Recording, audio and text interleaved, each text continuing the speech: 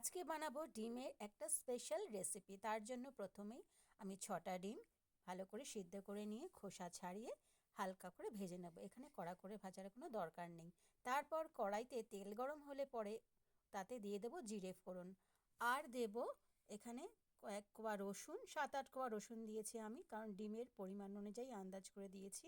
আর দিয়েছি আদাটাকে কুচিয়ে নিয়েছি। এবার এগুলো একটু ভাজা ভাজা হলে পরে এতে দিয়ে দেব সাদা তিল।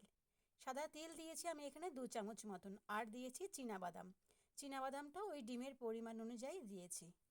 এগুলো একটু ভালো করে ভাজা ভাজা করে নেওয়ার পরে তাতে দেব কাঁচা লঙ্কা। কাঁচা লঙ্কাটা দেবেন আপনাদের ঝাল, মানে যে যেমন ঝাল পছন্দ করেন সেরকম অনুযায়ী। তারপর এতে দিয়ে দেব ধনে পাতা। এগুলো একটু ভাজা ভাজা হলে পরে দেব ধনে পাতা। এটা আমি 1 মুঠো মতন দিয়ে দিয়েছি, আপনারা আপনাদের পছন্দ মতন দেবেন। যারা ধনেপাতা পছন্দ করেন পরিমাণটা একটু বেশি হলেও অসুবিধা নেই। এগুলো একটু ভাজা ভাজা হলে পরে তাতে দিয়ে দেবো নুন। নুনটা দিয়ে একটু নাড়াচাড়া করে নিয়ে এগুলো তুলে নিয়ে শিলে বা মিক্সিতেও পেস্ট করে নিতে পারেন।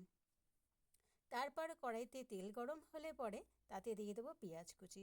পেঁয়াজ কুচিটা দিয়ে ভালো করে নাড়াচাড়া করে নেওয়ার পরে ওই যে পেস্টটা তৈরি করে রেখেছিলাম সেটা দিয়ে দিতে হবে।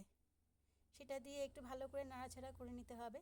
এটা দেওয়ার পর প্লেটের মধ্যে যে একটু লেগে থাকবে সেটাকে আমি জল দিয়ে ধুয়ে নিয়ে দিয়ে দেবো, কারণ এই মশলাটা একটুও নষ্ট করা যাবে না।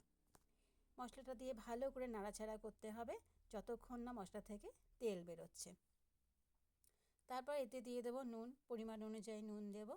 তারপর এটা ভালো করে নাড়াচাড়া করে নিয়ে এতে দিয়ে দেবো ফ্যাটানো টক দই। আমি 1/2 কাপ মতন টক দই ফেটিয়ে রেখেছিলাম, সেটাই দিয়ে দেব।